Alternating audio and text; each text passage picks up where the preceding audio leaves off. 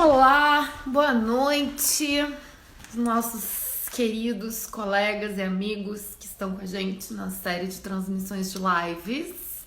Hoje eu vou conversar com o professor Eduardo, que já chegou, vou chamá-lo. Professora Clarissa Plateiro imediatamente entrou para me dar uma moral, para não me deixar sozinha, né? Amiga que é amiga, e isso, Amanda também. Rápido, vou chamar o Eduardo aqui, peraí. Cadê? Tá aqui, vamos lá. Chamando. E aí, espero que estejam todos bem e segurança. Que fácil, que Olá, rápido. Como você tudo tá? bem? Tudo bem e você? É um prazer estar aqui Aqui. com vocês. Para nós, muito feliz de tu ter aceitado esse convite. Obrigada, a gente tá muito feliz. E como é que estão as coisas aí? Tu tá bem? Tu tá em casa desde quando? Que nem Estou em fazer casa isolamento. desde o dia 17 de março, 2 meses. Eu também. Estou quase morrendo. Tu sente falta muito de sair pra rua? Sinto muita falta. Sinto muita falta. Sinto muita falta de fazer as coisas que a gente faz no cotidiano, né? De encontrar com as pessoas, de ver os lugares que a gente vai, de fazer as coisas que a gente faz. Estou sentindo muita falta. É. Eu te confesso que eu achei que eu ia ficar pior. Eu tô muito melhor do que eu imaginava, assim. Tô sentindo muita falta de exercício físico, muita, Eu também. É. muita, assim. Essa coisa de não se mexer tanto, né? Tá me incomodando, mas na verdade essa coisa da gente ter escrito tese, eu acho que nos ensina a viver no isolamento, né? Um É pouco. verdade. É. Tem coisas boas, né? Eu sinto muita falta de restaurante. Ai, eu Adoro um restaurante, sinto muita falta. Mas é legal porque a gente aprende a olhar para a nossa casa de uma outra forma, né? Que a gente não via antes. Como a gente está preso dentro de casa, a gente tem que curtir coisas que antes a gente nem imaginava que existiam, né? Então, por exemplo, essa estante cheia de livros aqui, eu estou curtindo demais ela. Ai, coisa boa! E vários dos teus livros devem ficar no Nesp, né? Também. Como é que é? Tu deve ter vários livros lá no Nesp. Aí tu fica sem, fica com alguns aí fica meio Não, eu confuso. trouxe todos os meus que estavam lá, eu trouxe para cá. Então, estão todos Ah. aqui. Bom, acho que agora que a gente já está com vários colegas nos acompanhando, vou começar com as apresentações formais que a gente faz. Primeiro, agradecer ao professor Eduardo. Eu nunca sei se tu fala Batitucci ou Batitucci, o que tu prefere? Eu prefiro Batitusse, né? Que é como a gente pronuncia no Brasil, né? Se a gente estivesse na Itália, a gente falaria Batitucci, mas a gente não tá, a gente está aqui. Então é isso.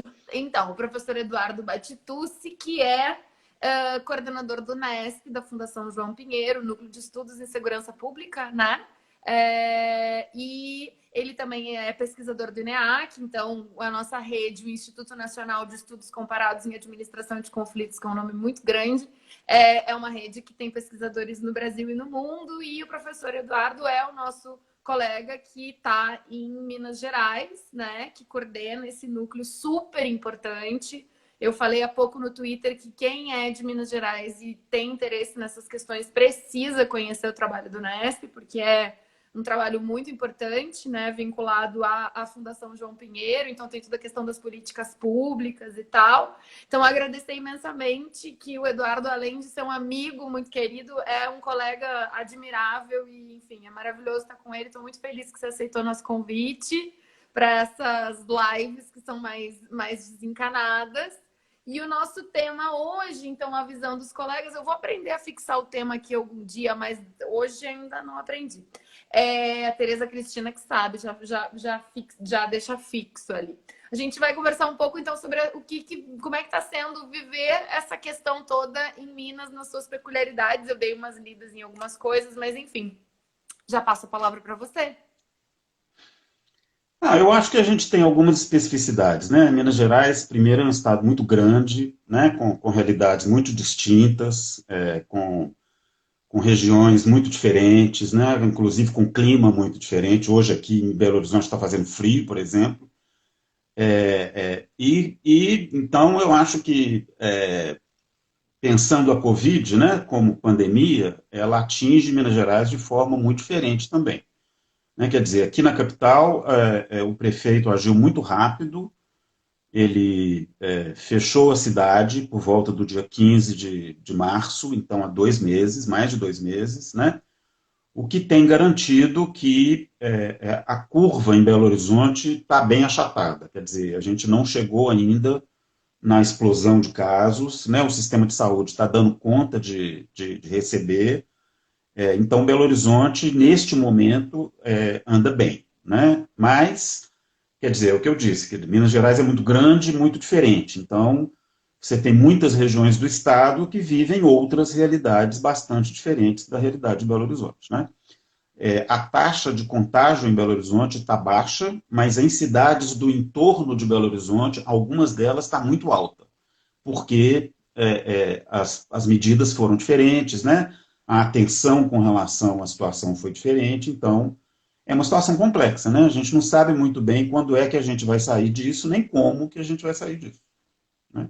Eu te ouvindo me puxa um pouco porque nós temos discutido em várias lives aqui, que é essa questão de que o vírus, ok, o vírus não vê, o vírus ataca as pessoas independentemente de várias, né, das condições sociais. Mas as condições sociais são determinantes para como as pessoas vão chegar até o vírus. Eu acho que é um pouco assim, né, que a gente tem pensado. E aí, eu acho que eu li aquela reportagem que eu até comentei com você, que me chamou muita atenção essa questão do entorno de BH. Né? O É, entorno de BH tem outras políticas públicas e, portanto, como é que está sendo lidar com isso assim?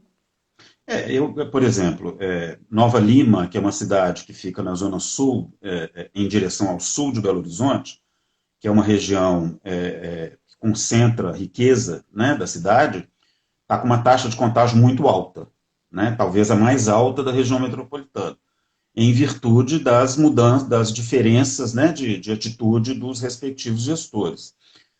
As cidades da região norte, onde eu me encontro aqui, né, Venda Nova, Santa Luzia, Sete Lagoas, Ribeirão das Neves, estão com taxas de contágio média. Então, quer dizer, há um conjunto de variáveis que precisa ser levadas em consideração quando,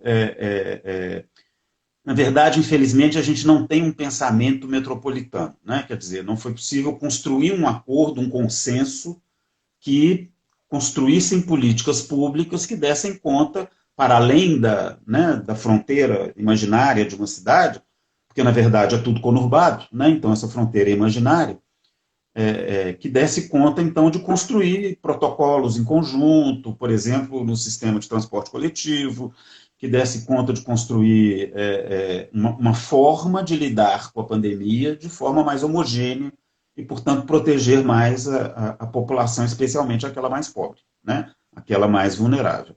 Então, há essas diferenças que aqui em Minas ainda não são muito graves, como tem acontecido especialmente em São Paulo e um pouco no Rio de Janeiro, né?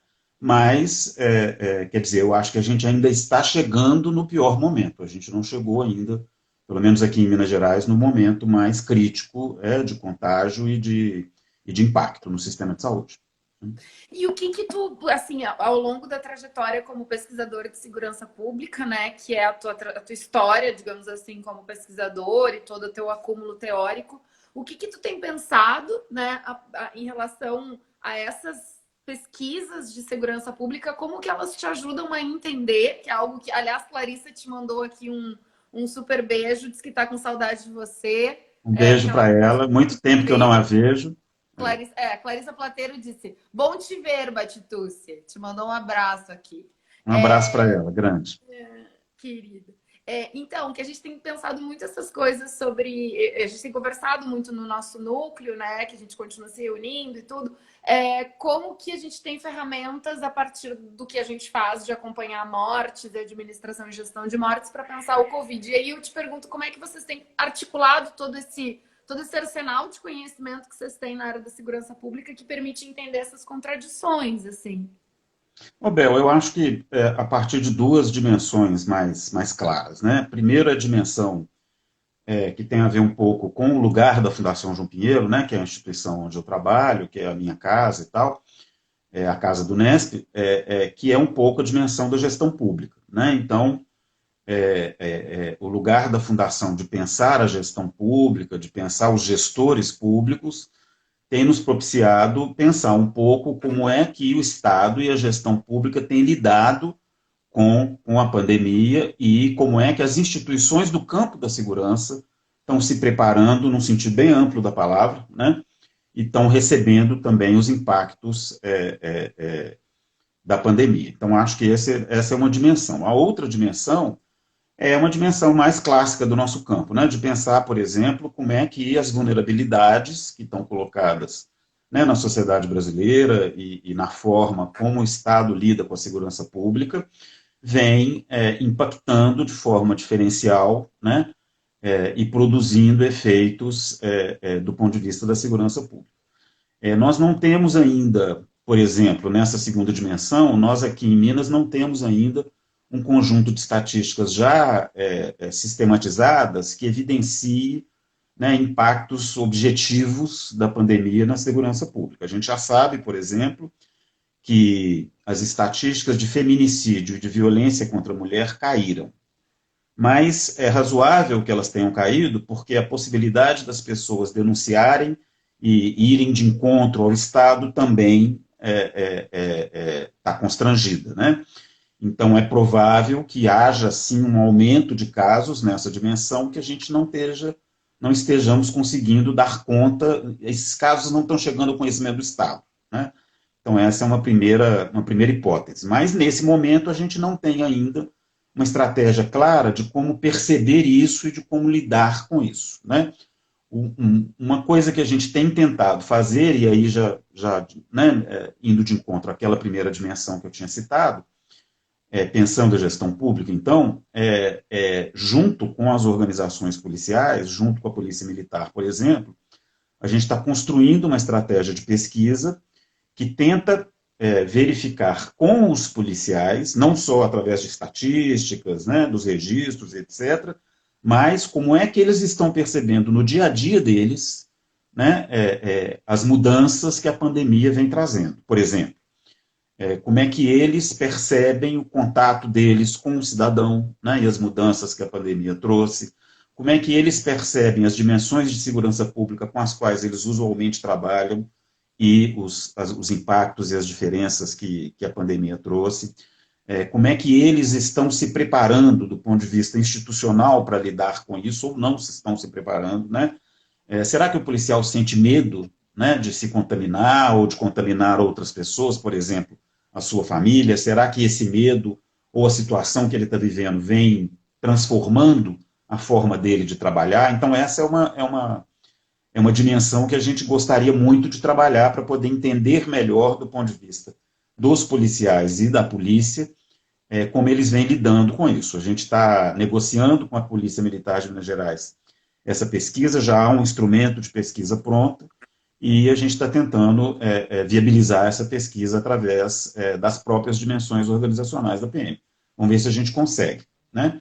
Uma outra dimensão que a gente gostaria de trabalhar, e estamos nesse momento produzindo um primeiro relatório sobre isso, é obviamente o sistema prisional, né, que certamente vai ser um dos lugares onde o impacto vai ser mais alto, mais severo, né, mais substantivo em virtude da vulnerabilidade dessas pessoas, seja a vulnerabilidade do lugar onde elas se encontram, né, do ambiente onde elas vivem, seja as vulnerabilidades de saúde que são tipicamente associados ao fato de você estar preso, né, ser interno do sistema prisional. Neste momento, a gente tem lidado mais com as estratégias mundo afora que têm sido construídas para poder pensar a pandemia e o sistema prisional, e estamos começando a negociar também com os nossos colegas do sistema prisional uma forma da gente poder entrar com uma pesquisa em campo. Mas é muito difícil, né, porque eles também estão muito assoberbados com a situação, né, e a gente precisa fazer isso de uma forma que não entre em conflito com as demandas que eles estão vivenciando, né? Então, são basicamente essas duas frentes que a gente tem tentado trabalhar, né? Sobre a questão prisional, eu queria te fazer uma pergunta sobre qual é a população presa em Minas Gerais e como é que vocês.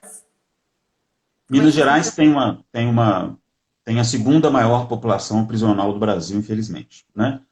Em Minas Gerais hoje tem em torno de 80 mil presos. E a nossa peculiaridade é que nós temos esse contingente de presos muito grande, a gente vivencia um déficit prisional que hoje é muito alto, né?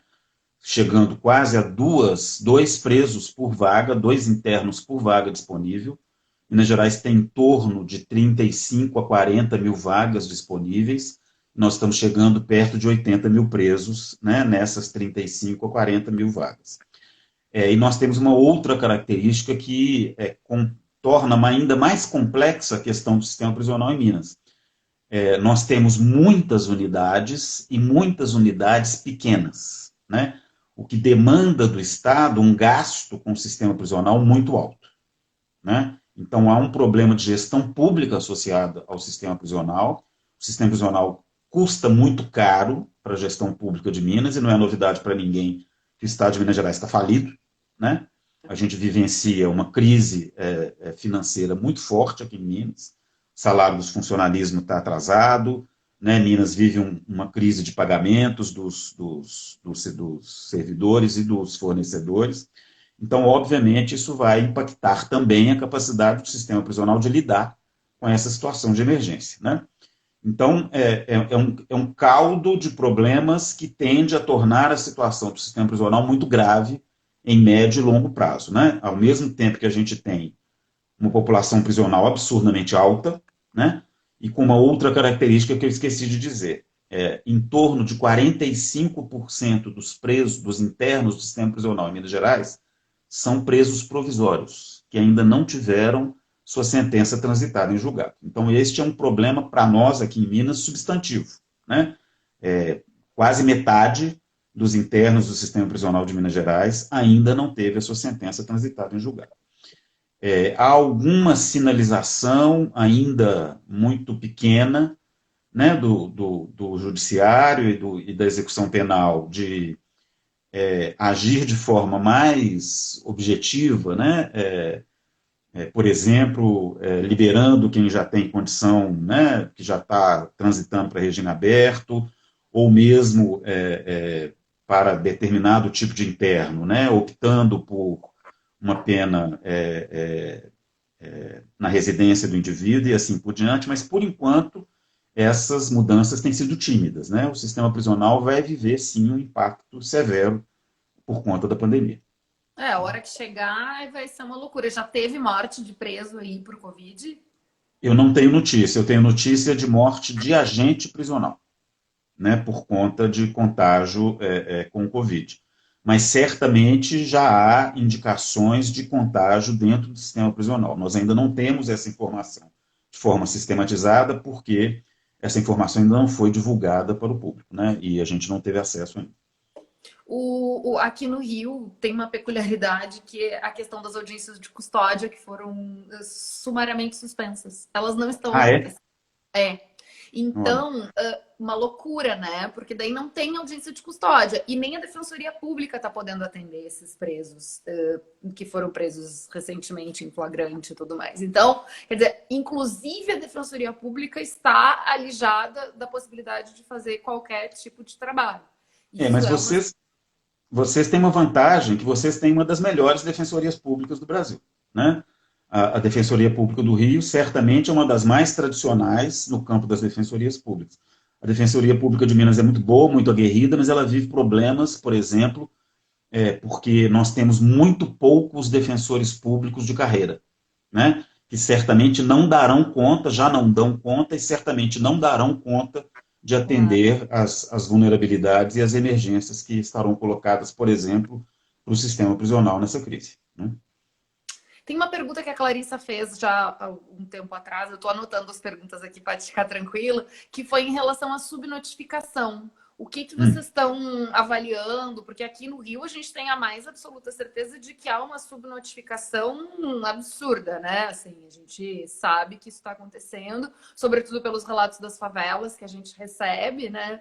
E aqui no Rio a polícia segue matando no morro. Hoje teve a morte daquele menino, né? Hoje teve a notícia da morte do menino na favela. Então, assim, a polícia segue agindo com a mesma truculência, não bastasse tudo que o vírus já está fazendo nesses locais. E a gente sabe que, enfim, aqui a gente tem uma subnotificação muito grande, muito por conta das questões também das mortes por síndrome respiratória aguda grave, aquela coisa toda. Como é que tá aí? A Clarissa falou que algum colega, eu vou ver se eu recupero o nome, mas que algum colega... um jornalista. O jornalista Marcelo Soares, do Lagum Data, tem dito que a subnotificação em Minas é muito grande. Ela perguntou se você acha que isso procede.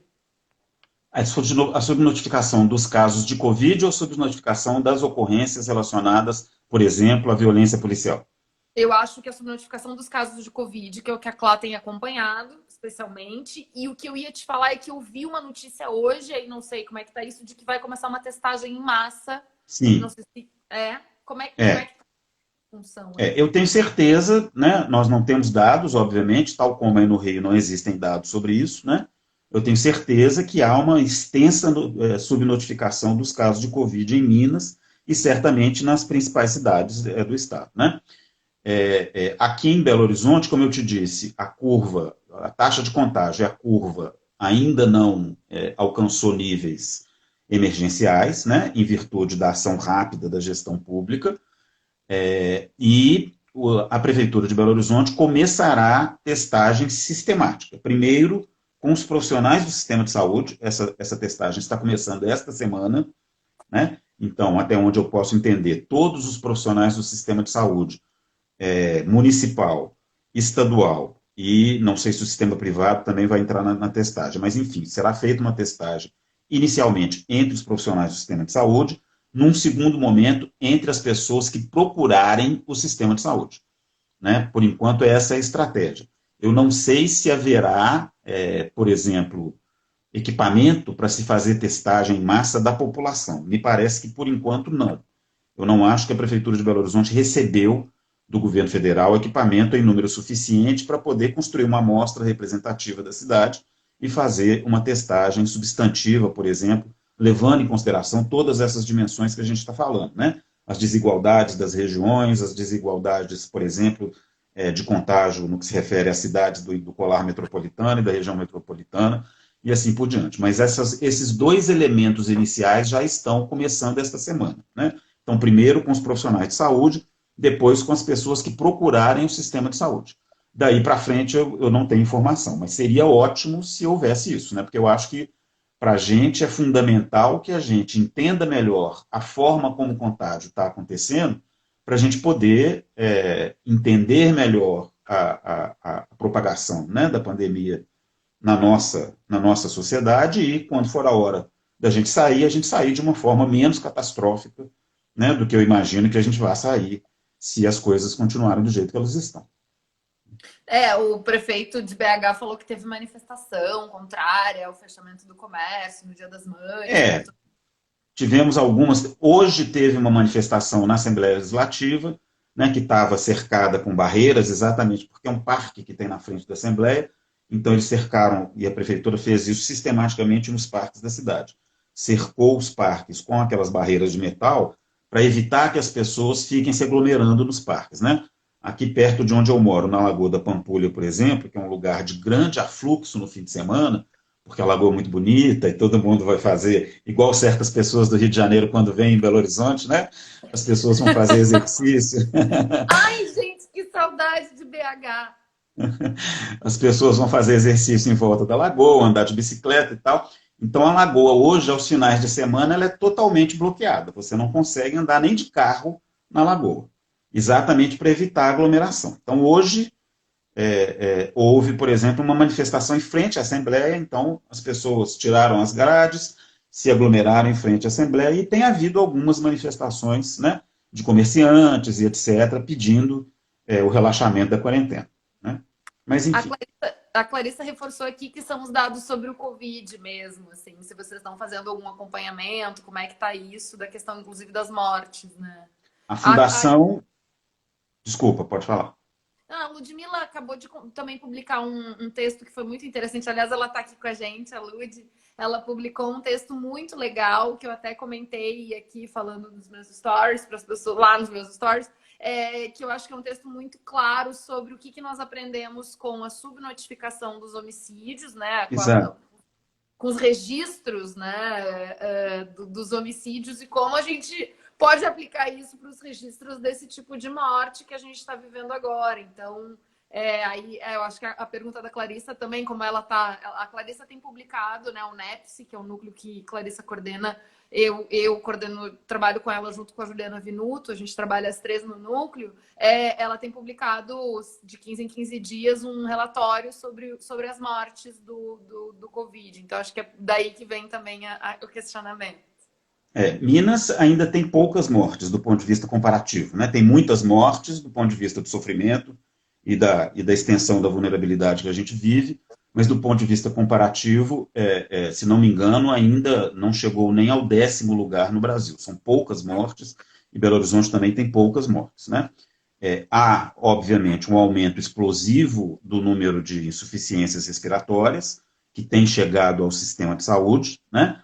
E, se não me engano, hoje a gente tem um número, eu não vou te saber exatamente a ordem de grandeza, mas é um número de infectados e de pessoas que afluem ao sistema de saúde em virtude, né, da gravidade da infecção, que o sistema de saúde ainda tem dado conta de lidar. Quer dizer, o sistema de saúde em Minas, em Belo Horizonte especificamente, não está estrangulado ainda, né, pela Covid. Mas como não há testagem, obviamente há subnotificação, né? Se a maioria das pessoas é assintomática ou apresenta apenas sintomas leves, a não ser que haja testagem, nós nunca vamos saber, de fato, qual é a extensão, né, do contágio da epidemia. Claro. Tem uma pergunta aqui para você, deixa eu ver, da questão da subnotificação do Marcelo Costa. Professor, o senhor acredita em subnotificação no sistema prisional mineiro? Acho que você já falou um pouco sobre isso. E completando, qual a sua análise da decisão de colocar um número significativo de sentenciados em domicílio? Eu acho que certamente o sistema prisional vai sofrer com subnotificação, né? Até porque, a despeito de haver, já ter sido construído um protocolo, né? Junto com o sistema de saúde, junto com as unidades de saúde que ficam perto ou que atendem, né, as unidades prisionais.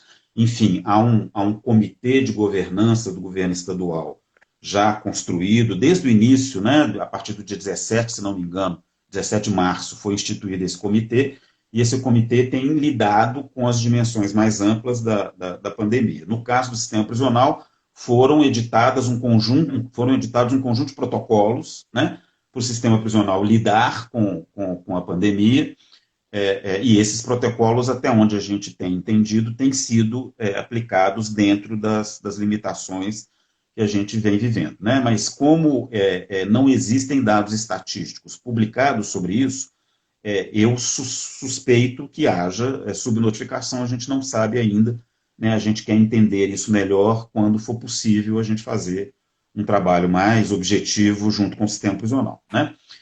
Eu sou totalmente, respondendo a pergunta, né? Eu sou totalmente a favor para aqueles internos que já cumpriram e já evoluíram nos seus regimes, né, e já cumpriram a parte substantiva das suas sentenças, que a eles seja outorgado o direito de cumprirem nas suas residências. Eu não vejo problema nenhum nisso, né?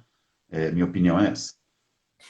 O Rio de Janeiro estava com a vara de execução penal trocando o sistema. E aí vem o Covid e a vara de execução penal continua com problema no sistema. É uma coisa maravilhosa, né? Mas diz que agora o sistema vai ficar muito mais automatizado, em algum momento ele vai melhorar, mas é aquilo, né? Coitado dos preços estão lá, né? Estão lá. Enfim, tem uma pergunta importante aqui de uma colega que eu não sei o nome, porque as arrobas não aparece o nome, aparece só as arrobas. Deve ser Débora Cecília. Se vocês têm alguma informação e algum monitoramento sobre o sistema socioeducativo, inclusive, ela também fez um comentário de que em BH as audiências dos adolescentes estão acontecendo por videoconferência.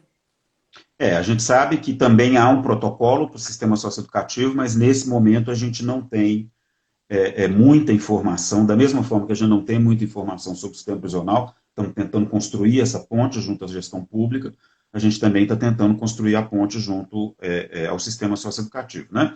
O sistema socioeducativo de Minas também tem uma peculiaridade. A gente tem em torno de 2.000 internos no sistema socioeducativo, então 2.000 crianças e adolescentes, que em torno de 2.000, tá? Entre 1.500 e 2.000, não sei te dizer o número exato, que estão submetidos a medidas restritivas de liberdade, mas também em poucas unidades. O sistema socioeducativo em Minas tem poucas unidades. Então, são unidades maiores, né, com mais crianças e adolescentes, o que apresenta aí um certo risco para a gente pensar o sistema socioeducativo. Mas, nesse momento, a gente não tem informações sistematizadas sobre isso. Tanto o sistema prisional como o sistema socioeducativo ainda não divulgaram estatísticas de contágio, de vulnerabilidades associadas à Covid. Tem um outro comentário do Marcelo Costa. Em Minas Gerais, 20.000 pessoas em privação de liberdade fizeram jus ao benefício de prisão domiciliar.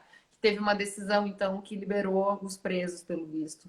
Não sei, achei interessante. Que bom, porque Já aqui no Rio... implementada ou em implementação? Eu acredito que em implementação, né? Ele não Até porque falou. isso tem que passar pela vara de execução. Eu não sei se isso já foi implementado, né? Deve estar em implementação, o que é uma Seria boa ótimo. notícia, né? Eu queria te fazer uma outra pergunta sobre a questão que eu anotei aqui, que eu fui lendo as coisas sobre BH, e aí tem tem a notícia sobre a questão da guarda municipal, já implementado. Ó, Marcelo Costa disse já implementado. Ah, que bom, ótimo. Parabéns, então, né? Que bom, excelente. Que bom que isso está acontecendo. Aqui no Rio a gente não pode dizer o mesmo. Tem então, eu ia perguntar isso sobre a guarda municipal. Como é que é a guarda em BH? Como é que tem essa questão de... Porque aqui a gente tem, bom, né, lá no FEP tem uma vasta pesquisa sobre a guarda municipal em Niterói, então, inclusive uma das primeiras pesquisas sobre guardas municipais do Brasil, né, que o Kant coordenou e tal, é uma das pioneiras. E aí eu queria te perguntar um pouco como é que está essa questão, porque eu li que a Guarda Municipal deixou de fazer serviço de policiamento e ela Uhum. está, então, fazendo fiscalização. Aí eu achei muito engraçado, porque ela sempre deveria ter feito isso, na verdade, né? Ela nunca deveria ter feito o serviço de policiamento, assim como a polícia militar e tal. A Guarda Municipal de Belo Horizonte vive um momento muito interessante, né? Esta gestão da Prefeitura Municipal tem empoderado a Guarda Municipal de uma forma muito, muito objetiva. E acho que tem empoderado a Guarda num bom sentido, né? De uma forma interessante e responsável. A Prefeitura trouxe um conjunto de gestores, alguns deles formados na Fundação João Pinheiro, no nosso curso de Administração Pública. A Fundação João Pinheiro tem um curso de Administração Pública, para quem não sabe, né? Que forma gestores públicos para o governo do Estado de Minas Gerais. Muitos dos gestores hoje que estão na Guarda Municipal, que estão dirigindo e planejando as ações da Guarda Municipal, são especialistas em políticas públicas e gestão governamental formados na Fundação João Pinheiro e que tiveram trajetória de trabalho na área de segurança pública no Estado, né? Uma das coisas legais que a gente pode ter, que a gente tem na Fundação é isso, é formar gestores que vão trabalhar na segurança pública e que, portanto, vão ser colegas de trabalho nosso no futuro, né, na medida em que a gente, fazendo pesquisas com a segurança pública, está trabalhando com eles, que são gestores da segurança pública. Enfim, então, se formou uma equipe de gestão muito, muito boa, muito interessante, né, muito capacitada, que vem tentando transformar a Guarda Municipal de Belo Horizonte numa instituição que tinha uma trajetória de fiscalização, vamos dizer assim, né? A trajetória tradicional das guardas municipais, fiscalização de trânsito, guarda dos prédios municipais, etc., etc., numa instituição muito mais proativa, né? O ex-secretário de Segurança da Prefeitura, o professor Cláudio Beato, chamava atenção para a ideia de que a guarda, então, neste novo momento, passaria a fazer o policiamento ostensivo nas ruas de Belo Horizonte, que é o que ela tinha ou estava fazendo, né? A guarda substituiu a polícia militar, não com a ideia de policiamento da polícia militar, mas com uma ideia de ocupação do espaço público no bom sentido da palavra, não é a ocupação militar do espaço público, né? Mas a ocupação do espaço público no sentido de velar pela ordem e pela ordem no bom sentido da palavra também, não é aquela coisa, né? Você não pode fazer o que você está fazendo no espaço público, o espaço público não é seu, não é do cidadão, né? Não é essa a ideia. É a ideia de tentar oferecer ao espaço público uma dimensão de organização cotidiana, né? Então a guarda fica ali, estando visível e estando disponível para o cidadão, né? Quando há alguma violação no espaço onde a guarda se encontra, ela age, né? A guarda de Belo Horizonte entende que ela pode, por exemplo, fazer prisões, então ela faz a prisão e leva até uma delegacia da Polícia Civil, né? Preenche um boletim de ocorrência que eles têm e leva até uma delegacia da Polícia Civil. Bom, a Guarda, por exemplo, desenvolveu algumas políticas interessantes. Ela estava havendo muito assalto a coletivo em Belo Horizonte, né? E a prefeitura começou a utilizar a estratégia de colocar nas linhas onde havia mais ocorrência de assaltos, dois guardas municipais dentro de cada ônibus, né? Os assaltos acabaram, né? Quer dizer, são ações muito estratégicas e muito interessantes, sem substituir a PM na sua função, né? Mas resguardando para a guarda um lugar de protagonismo no ambiente urbano de Belo Horizonte, né?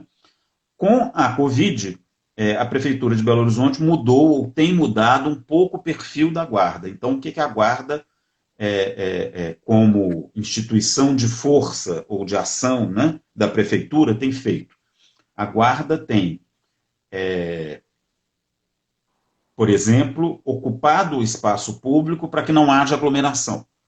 A guarda tem auxiliado substantivamente a prefeitura na fiscalização do comércio, né? Então, há alguma coisa como mais de 50 mil notificações e multas que já foram aplicadas pela guarda nos comércios de Belo Horizonte que não respeitaram as regras, né, o decreto da prefeitura de como os comércios devem funcionar.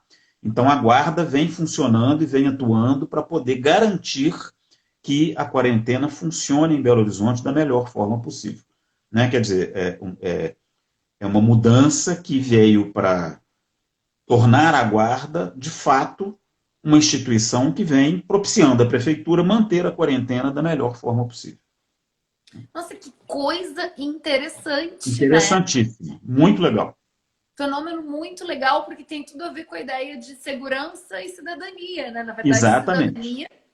a cidadania como, na verdade, uma força de segurança como proteção da cidadania, das pessoas, da cidade, do convívio no espaço público de uma maneira muito positiva, né? Nesse fim de semana, Bel, o prefeito de Belo Horizonte instalou barreiras sanitárias no entorno das vias de conexão da cidade com os municípios limítrofes. Quem guarda, né, no sentido positivo da palavra, as barreiras sanitárias é a guarda municipal.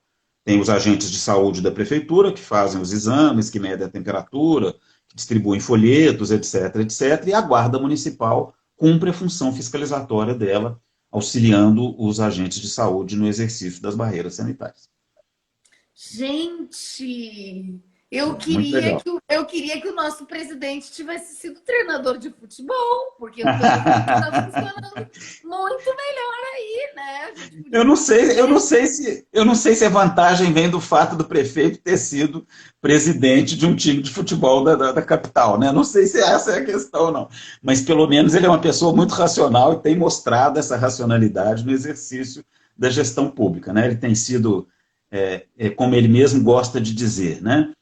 Essa questão é uma questão que a ciência tem que resolver, não sou eu que tenho que resolver. Então, ele montou o comitê dele de especialistas, médicos, infectologistas, etc., e essas pessoas é que estão dizendo para ele, ou auxiliando na construção das políticas no município, né? O que é muito legal, né? que não, muito legal. E eu acho que já vou ler um comentário legal da Clá. A Clá disse o seguinte: O Eduardo conseguiu me transportar para BH e ouvindo, eu chego a ter esperança num dia terrível para o Rio. Porque hoje é um dia terrível para o Rio. A Clá vai falar, ela está acompanhando hoje no nosso grupo do Núcleo, ela comentou a questão das mortes que a gente vai ter hoje, enfim. Mas, enfim, ela falou que você conseguiu transportar ela e dar uma sensação boa. E tu Que vê isso bom. que eu fiquei impressionada, porque eu li a entrevista dele, né, que saiu no Meu País, e achei um discurso muito racional, Muito razoável. no momento que nós estamos lidando com essa maluquice, esquizofrenia contra a ciência, né, e que é um discurso completamente, por isso também a gente tem feito esse esforço de fazer as transmissões do ENEAC, porque é para mostrar o que é ciência, quer dizer, o que é, né, para a população entender, quer dizer, você vê, né, as pessoas vêm aqui e assistem um cientista social como você, que tem uma trajetória, uma história, falar numa boa, como se estivesse falando, né, sei lá, minha avó consegue entender o que você falou. Então, é um pouco essa ideia da difusão que a gente tem pensado, que é um momento de obscurantismo que a gente precisa trabalhar com essas questões. Mas eu fiquei impressionada, porque o prefeito realmente ele é bom com a ciência. E aí eu ia te fazer uma pergunta sobre essa questão dos. Já caminhando aí para quem quiser fazer perguntas, pessoal, por favor, postem aqui, que a gente já vai abrir mais diretamente para as perguntas. Postem as perguntas que vocês quiserem fazer.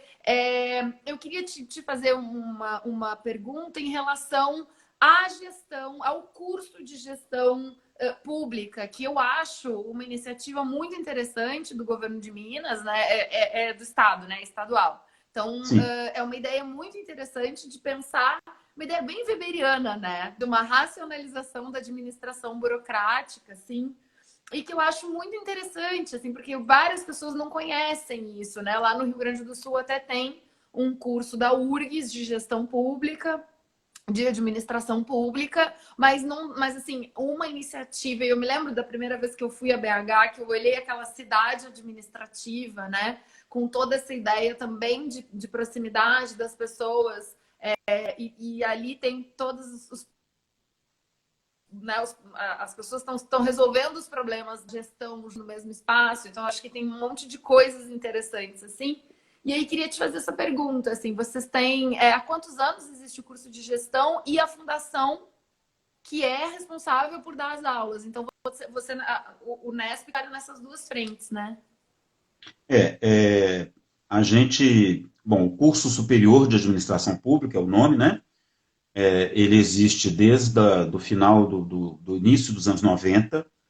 Então nós já devemos estar aí na turma, provavelmente na 50ª turma, né?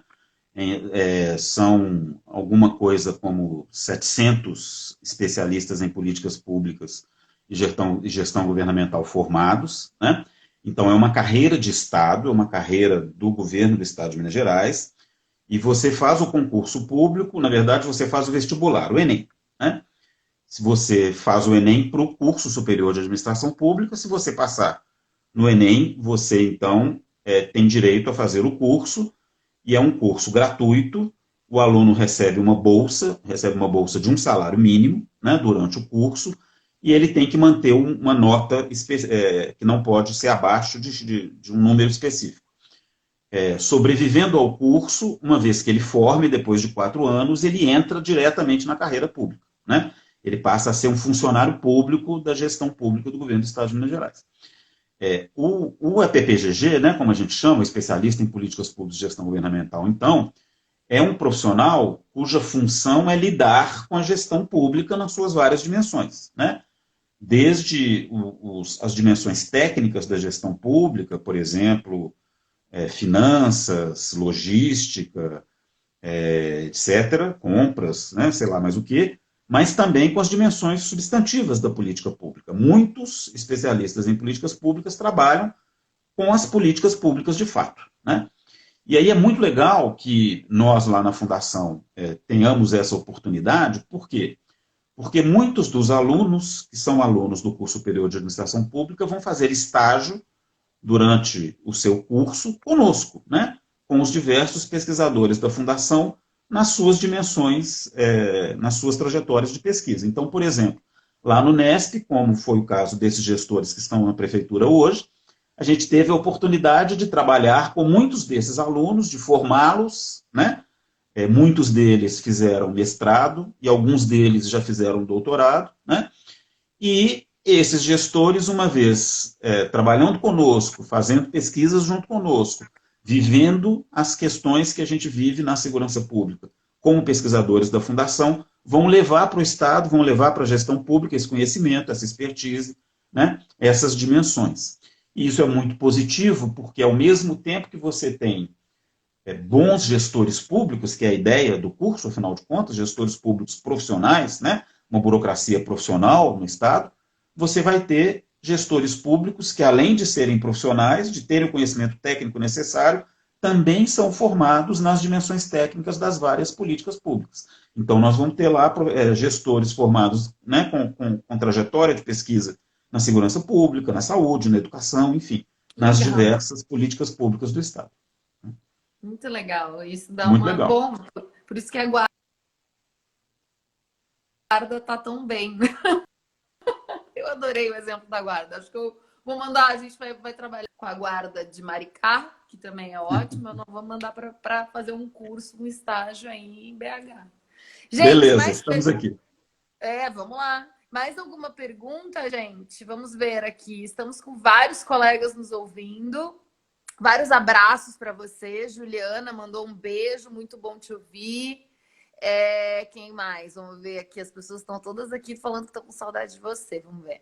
Eu vi vários comentários. É isso. Saudades, bom te ouvir. O que mais? Vamos ver. Aqui se tem alguma outra pergunta. O Marcelo já fiz a pergunta que ele fez. A Clá falou que você transportou ela para BH, né? Bom, gente, eu tinha várias perguntas, mas acho que elas foram todas muito bem. Eu queria perguntar outra coisa também. A gente já falou um pouco do sistema de saúde, mas eu fiquei um pouco na dúvida com como que... Segunda-feira, eu acho, saiu num podcast que eu acompanho, que se chama Café da Manhã, sobre as primeiras coisas que as pessoas foram fazer depois da quarentena. Já na Europa, né? São 3 correspondentes da Folha, uma na Itália, outra na Espanha e outra enfim, outro país, que eu não, acho que um dos países do leste europeu. E aí, a Clá tá dizendo que a mãe dela esteve aqui também. Ela tá agradecendo a conversa e dizendo que... E o Marcelo, que também é Marcelo, que parabéns pela iniciativa, um alento de inteligência neste período de obscurantismo. É o que nós estamos precisando, Marcelo. Mas eu ia te fazer essa pergunta, que é o seguinte. Então, eu vi esses relatos das jornalistas contando como é que tinha sido o primeiro dia de afrouxamento da quarentena, e aí quais as experiências que elas tinham. Bom, disse que num determinado, acho que na Itália, a primeira coisa que as pessoas na Espanha, as pessoas lotaram os salões de beleza. Que as pessoas correram para cortar o cabelo, e aí não tinha como cortar o cabelo. E aí depois, elas vão contando da sensação do medo, né? Então, e aí depois liberaram as famílias para passear, aí depois liberaram as famílias para comer. Daí uma contou assim, não, a gente fazia tempos que não ia na sorveteria e tudo mais. Aí eu te pergunto, conhecendo, né, a gestão pública que a gente tem, bom, se bem que eu já estou encantada com a guarda, eu queria uma guarda assim aqui, mas assim, como que será que vai ser? Como é que você pensa a possibilidade da gente, né, compreendendo com os dados que a gente tem, os registros que a gente tem e a noção de funcionamento da cidade, o que você pensa sobre um afrouxamento de quarentena, vendo que tem, já que BH está controlado, ao mesmo tempo fora de BH não está? Você acha que ainda está chegando perto do pico, né? Eu acho que, infelizmente, nós vamos demorar muito tempo ainda, né? Se a responsabilidade e essa postura que a gente está elogiando tanto, né, se mantiverem, eu acho que é muito provável que a gente demore ainda algum tempo para poder sair de forma, aspas, segura, né, ou controlada, melhor dizendo, da quarentena, né? Eu vejo cada vez mais pressão sobre a gestão pública para que o comércio abra, né, para que as pessoas voltem à sua vida cotidiana. Eu não sei, de fato, por quanto tempo isso vai se sustentar, né? A gestão consegue, no caso da Prefeitura de Belo Horizonte, o prefeito é muito objetivo, né, muito direto, ele tem um jeito muito claro de dizer as coisas, ele fala de uma forma muito clara, muito objetiva, e ele diz que ele primeiro pensa na saúde e na vida, né? E depois nas outras coisas.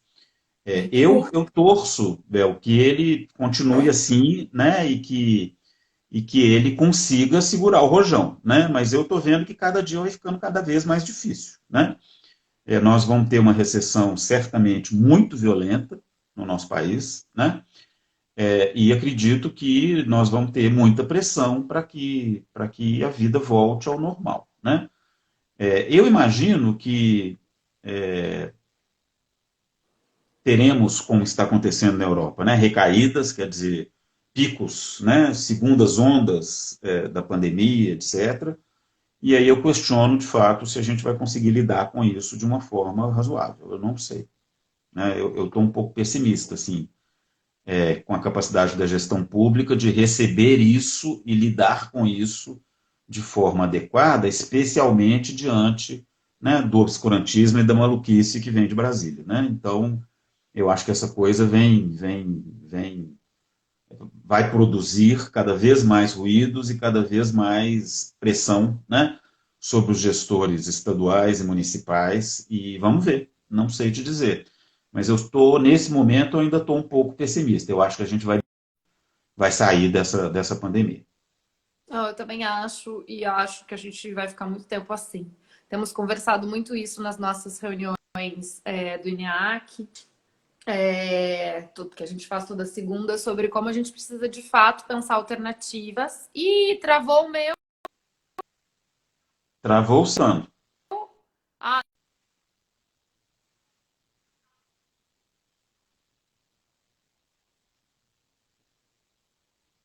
Agora eu não estou te escutando.